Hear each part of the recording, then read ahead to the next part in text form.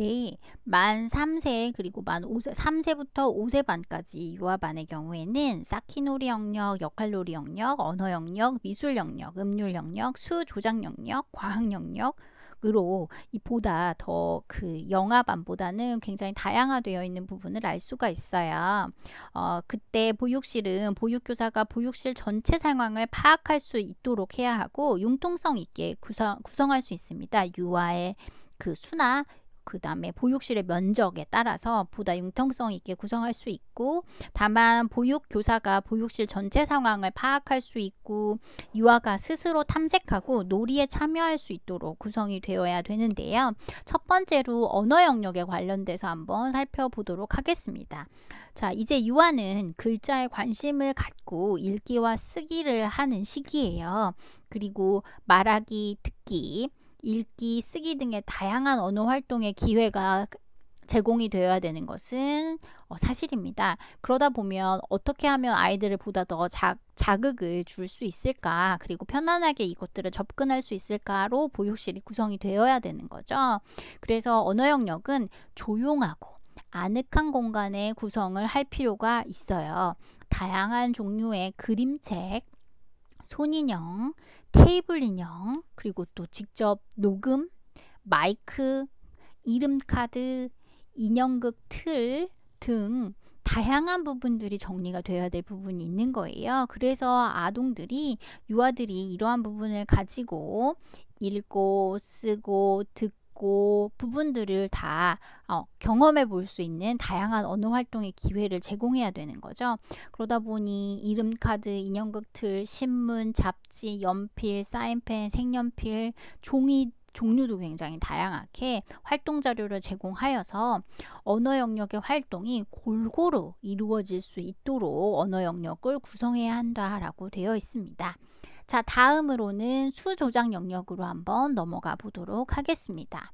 자, 수 조작 영역이라고 하면 아이들이 놀이를 통해서 숫자를 셀 수 있고 형태나 부피, 그리고 크기, 서열, 공간감, 비교, 측정, 그리고 부분이냐 전체냐 라고 하는 부분들을 수학적 개념을 형성할 수 있도록 도움을 주는 영역이 될 수 있어요. 그렇게 하기 위해서는 우리는 아이들이 직접 수를 셀 수 있는 솔방울, 조개 껍데기 같은 직접적으로 눈앞에서 수를 셀 수 있는 물체 등을 제공해 주는 게 좋고요.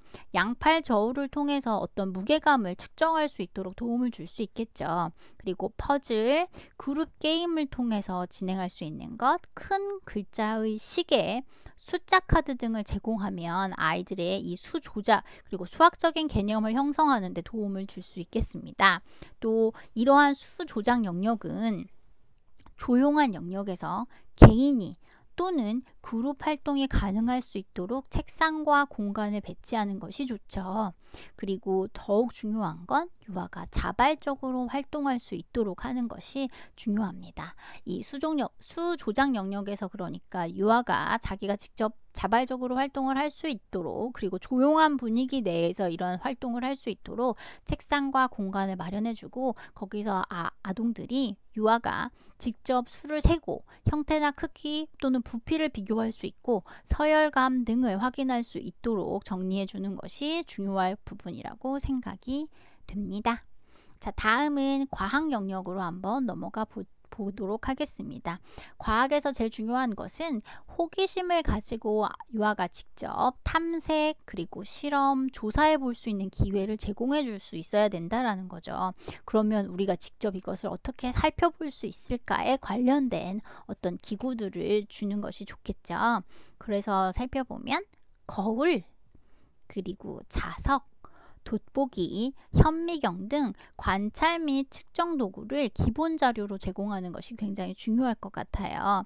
또 동물 또는 식물을 기를 수 있도록 해가 잘 드는 조용한 곳에 이러한 것들을 배치하는 것이 중요할 것 같고요.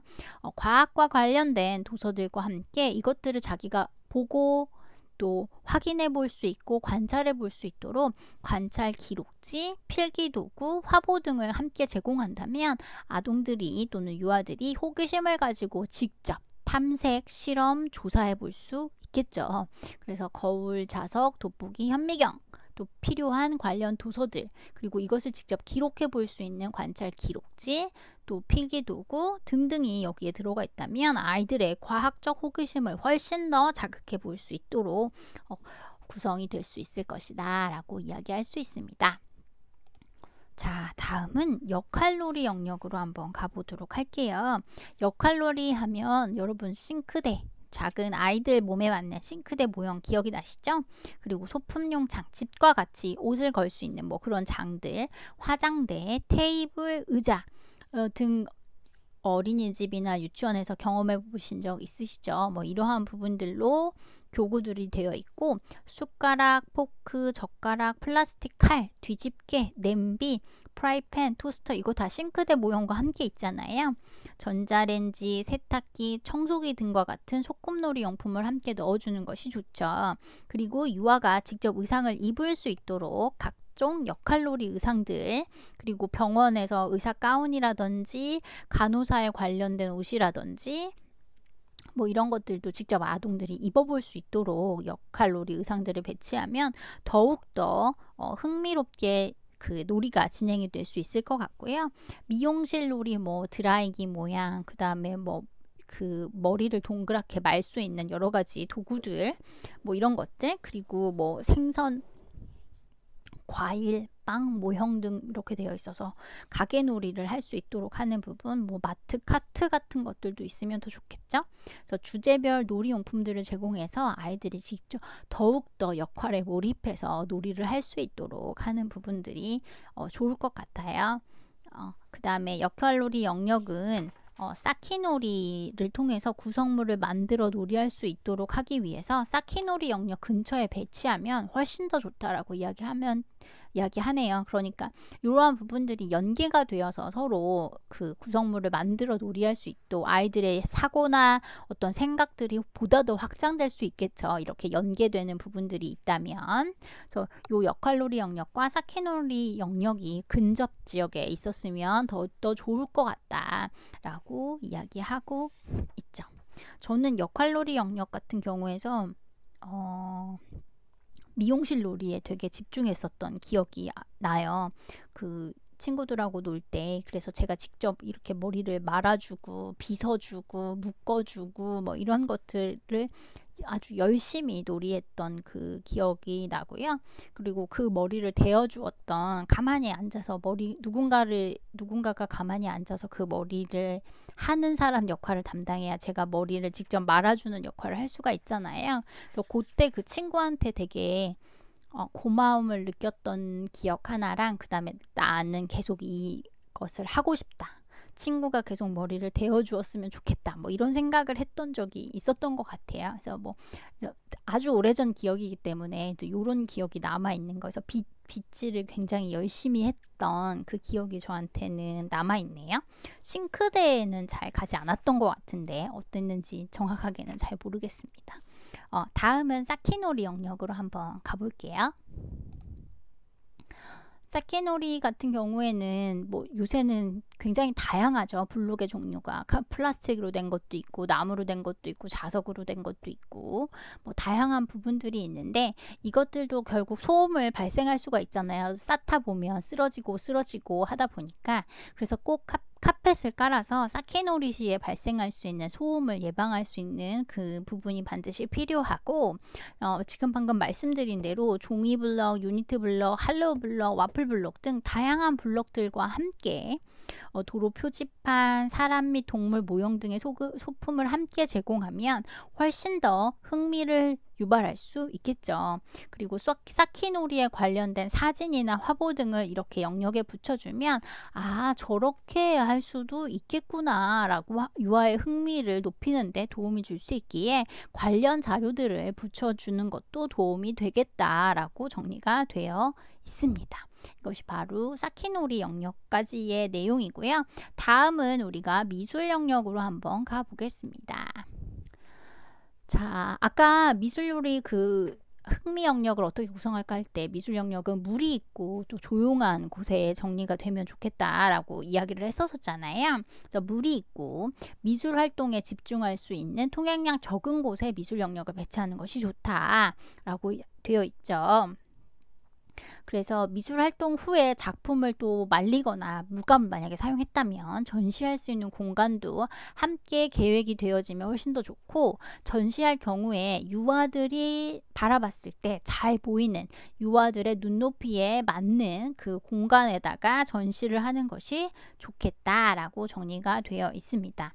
자, 그 다음 책상 및 바닥은 닦을 수 있는 재질의 책상포가 반드시 있어야 되겠죠. 아동들은 잘 묻히고 또 실수로 엎지르고 하는 부분들이 있으니까 보다 작품 활동에 더 잘 집중하도록 하게 하려면 이러한 어떤 작은 문제들을 통제할 수 있는 책상포 등이 있으면 좋겠고, 또 옷에 묻히면 안 되니까 미술용 앞치마, 그래 미술 활동 옷 등을 준비하여서 사용을 한다면 오염이나 얼룩에 대한 걱정 없이 그냥 미술 활동에만 집중할 수 있도록 도움을 줄 수 있겠죠. 또 미술 활동의 재료는 종이에 따라서 굉장히 질감이 다르죠. 그래서 다양한 종이, 색연필, 사인펜, 크레파스, 물감, 붓 등의 다양한 그리기 재료 등도 필요하고, 각종 점토, 클레이, 그 다음에 가위, 풀, 테이프, 뭐 여러 가지 종류의 폐품들도 있을 수 있겠죠. 그리고 또 이러한 다양한 그 재질감, 그리고 다양한 어떤 종류들을 배치하여서 아동들의 그 흥미를 자극할 수 있는 것이 필요하고요. 유아가 교구장에서 손쉽게 꺼낼 수 있도록 보관하는 것이 좋겠죠. 그래야 아이들이 흥미를 더 가지고 쉽게 접근할 수 있으니까요.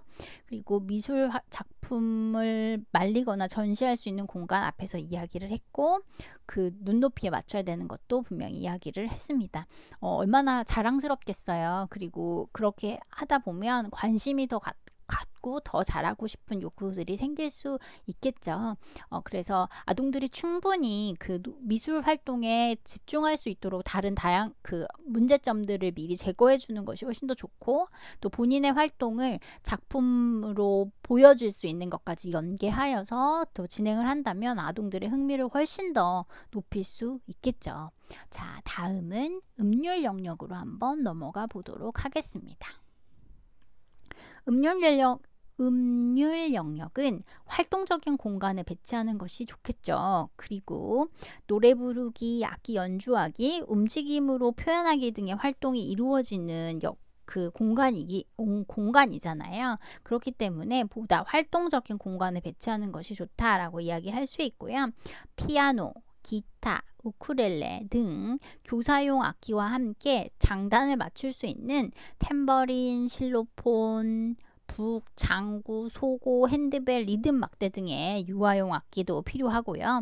녹음기, 헤드폰, 그 다음에 노래 부르기에 필요한 다양한 자료들, 스카프, 리본 막대 등 것들을 제공을 하여서 유아가 자유롭게 자신의 그 느낌을 표현할 수 있도록 도와주는 영역이 바로 할 수 있도록 하는 영역이 음률 영역인 것 같아요. 그래서 뭐 이러한 노래를 통해서 아이들이 자신의 재능을 발견할 수도 있고, 또 다 함께 합창을 하다 보면 또 흥미가 올라갈 수도 있고, 악기에 대한 흥미도 올라갈 수 있고, 다양한 것들을 표현할 수 있도록 도움을 주는 영역이 될 수 있겠죠.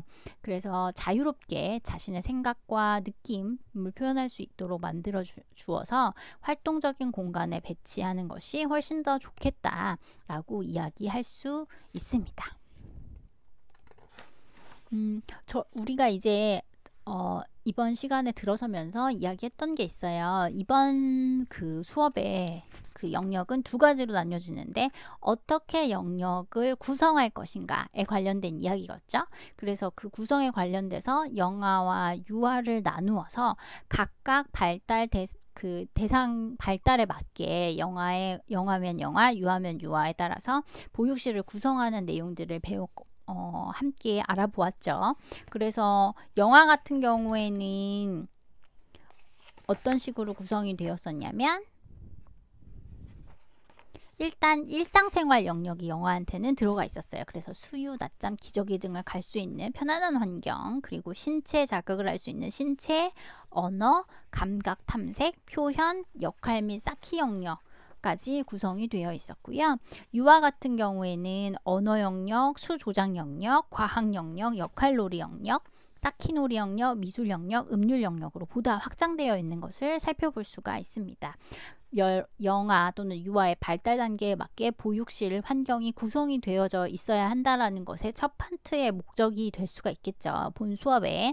그렇기 때문에 여러분은 영아, 유아를 구분하여서 각각 대상에게 어떻게 구성이 되어야 하는가를 확인하는 것이 중요한 영역일 것 같고요. 두 번째 파트로는 이제 그래서 이제 나누어서 보았을 때 영아 한 파트, 유아 한 파트 이렇게 우리가 살펴보았죠. 이제 그 다음으로 넘어가면 이제 안전 관리에 관한 내용을 함께 살펴보도록 하겠습니다.